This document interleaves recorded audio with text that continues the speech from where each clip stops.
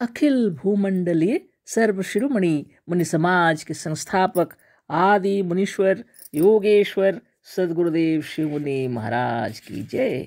उपस्थित मुनि वृंद, साधु सज्जन वृंद, संत वृंद, साधक वृंद, आध्यात्म ज्ञान के जिज्ञासु और प्रेमियों, सभी श्रोता वृंद, आप सबको मेरा कोटिशः नमन, सप्रेम जय जय।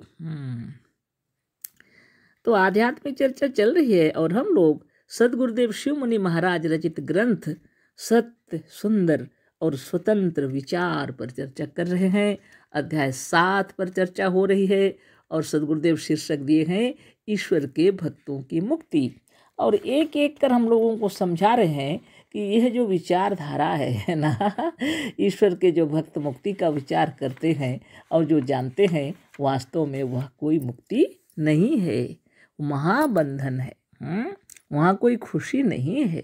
खूब सुंदर समझा रहे हैं सदगुरुदेव। हाँ, अब देखें आगे सदगुरुदेव क्या लिखते हैं, तो उसको याद करते हुए पहले जो हम लोगों ने पढ़ा पढ़ लेते हैं और आगे भी करेंगे, है ना। आनंद कंद भगवान क्यों सबसे अधिक सुखी माने गए हैं? इसलिए कि वह स्वतंत्र हैं, मुक्त हैं, स्वाधीन हैं, स्वावलंबी हैं, सबके मालिक हैं। परवश, पराधीन, आज्ञाकारी सेवक, भक्त और गुलाम कभी पूर्ण रूप से सुखी, मुक्त और स्वतंत्र नहीं हो सकता। अतः ईश्वर भक्तों को वैकुंठ और बहिष्ठ का लोभ छोड़कर आत्मज्ञान द्वारा सचमुच स्वाधीन, स्वतंत्र, स्वावलंबी और मुक्त होने का यत्न करना चाहिए। यहाँ तक चर्चा हो गई, खूब चर्चा हुई है कल। अब आगे हम पढ़ रहे हैं। बहिष्ठ और स्वर्ग के काल्पनिक कीचड़ में फंसे रहने से कोई मुक्त और स्वतंत्र नहीं हो सकता। बहिष्ठ और स्वर्ग काल्पनिक कीचड़ बोले हैं गुरुदेव, है ना। और नहीं तो क्या है बताइए ना। जिसका कोई अस्तित्व ही नहीं है, उसके पीछे सारा जीवन बर्बाद करना, एक दूसरे को मारना काटना, ये कहाँ का नियम कानून है? भूखा रहना, उपवास करना, व्रत करना, पूजा करना, कोई तो जमीन में सो के परिक्रमा कर रहे हैं। ये क्या तमाशा बना के रखा है स्वर्ग जाने के लिए? तो उसको गुरुदेव इसीलिए लिखे हैं, बहिष्ठ का लोभ छोड़ दो, भूलते हैं। बहिष्ठ और स्वर्ग के काल्पनिक कीचड़ में फंसे रहने से कोई मुक्त और स्वतंत्र नहीं हो सकता। अच्छा से जान लीजिए। देखे हैं कभी कभी यूट्यूब में हम देखते हैं लोग एकदम परिक्रमा कर रहे हैं, मंदिरों का परिक्रमा कर रहे हैं, 108 कोस की मील परिक्रमा कर रहे हैं, जमीन में पत्थर रख रख के गिन गिन करके सो के नाप नाप के जा रहे हैं। किस लिए जा रहे हैं? कि उनको मरने के बाद स्वर्ग मिलेगा। जीते जी तो ये हालत है तुम्हारा। इतना कष्ट, इतना पीड़ा, इतना तकलीफ। कोई तो एक पैर में खड़ा होके पड़ा हुआ है, कोई तो कांटों में सोया हुआ है, कोई तो गुफाओं के अंदर पड़ा हुआ है। क्या तमाशा बना के रखे लोग। मरने के बाद स्वप्न की बात सोच रहे हैं, मरने के बाद वो जाएंगे स्वप्न में, स्वर्ग में। उसकी चिंता इतनी जोरों से हो रही।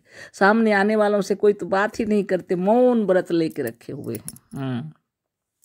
कोई तो शादी विवाह घर द्वार बिल्कुल नहीं बसाए, अकेले ही रह गए जंगलों में, है ना।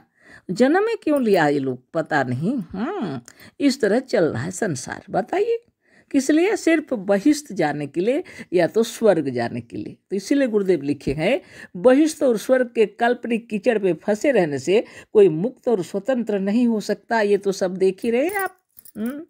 सुबह सवेरे उठते साथ भगवान की पूजा, घंटी बजाना, ये सब इसलिए हो रहा है ताकि मरने के बाद स्वर्ग जाएंगे।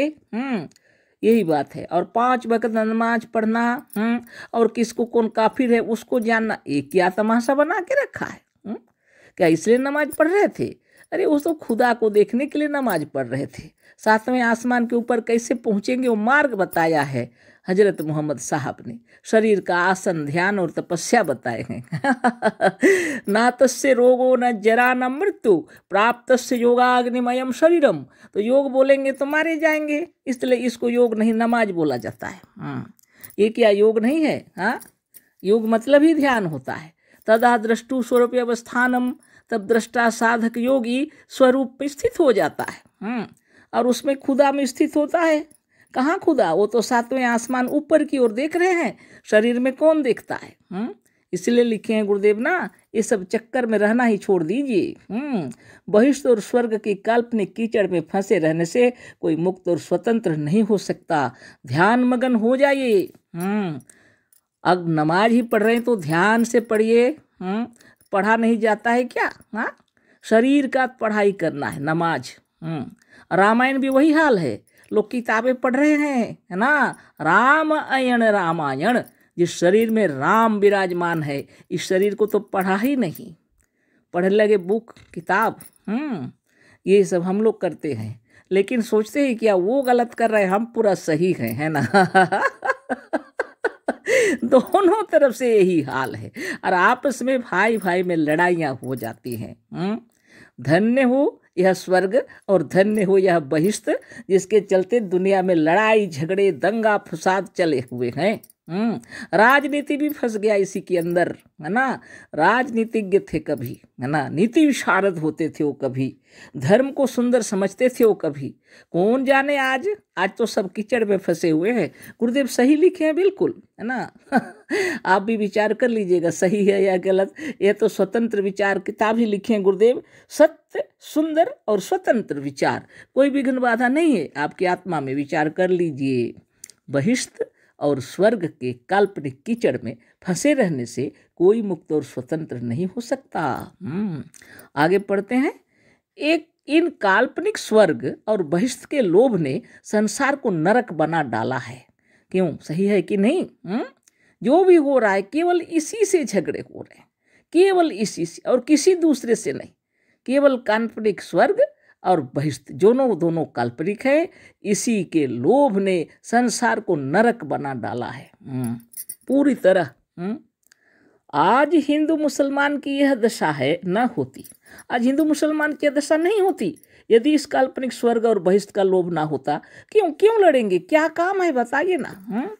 सब वही बहिष्ठ और वही स्वर्ग के लालच में एक दूसरे को दुश्मन समझते हैं। लेकिन क्या करें बेचारे, जब बिजनेस करते हैं तो कोई सोचता है? सब चाहते हैं कि हमारी दुकान से सब खरीदे सामान, और सोचते हैं सब लोग कि जो जहाँ अच्छा सामान मिलेगा वहीं जाएंगे। कहाँ का हिंदू और कहाँ का मुसलमान। गाड़ी चल रही है, बस चल रही है, ऑटो चल रहे हैं, रिक्शे चल रहे हैं, कि आप जगह जगह पूछ रहे हैं भाई हिंदू हैं कि मुसलमान। जो गाड़ी आई, जो सवारी है उसमें चढ़ गए, अपने चल दिए। और तो और हॉस्पिटल में अगर किसी की तबीयत खराब हो गई, खून देना है, तो बस ग्रुप देखते हैं, कोई जात पूछते हैं क्या? कि दिन में कितना बार नमाज पढ़ा, कि दिन में कितना उपवास किया, कि कितना क्या क्या किया, कोई गिरजा गया कि नहीं, कोई नहीं पूछता है। सब पूछते हैं ग्रुप क्या है खून का। मरने जीने के लिए एक दूसरे का खून एक दूसरे के ऊपर डालना पड़ता है। तो कहाँ का स्वर्ग और कहाँ का बहिष्ठ? हम लोग अज्ञान में पड़े हुए हैं, सबको यह ज्ञान में पड़े हुए हैं।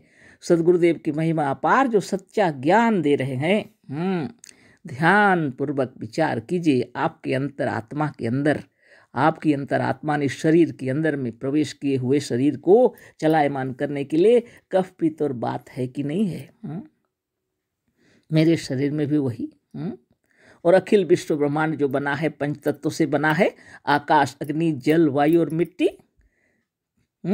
आपका भी मेरा भी, जहाँ हम लोग सब रहते हैं। और सब कल्पना किए हुए हैं स्वर्ग और बहिष्ठ। धन्य आत्मा, है ना। जीते जी तो एक दूसरे को लड़ते झगड़ते भी टाइम मिलता नहीं, है ना, फुर्सत कहाँ। और फिर मरने की बात की सोच रहे हैं, मरने के बाद क्या करेंगे? अकेले अकेले तो जाते हैं, कोई साथ साथ जा रहे हैं क्या? अब जब भी कभी घूमने जाते हैं हम लोग, तो माँ बाप बाल बच्चे परिवार इतना दादा दादी हैं, तो उनको भी लेके घुमाते हैं प्रेम से। यह एक आदर्श परिवार है।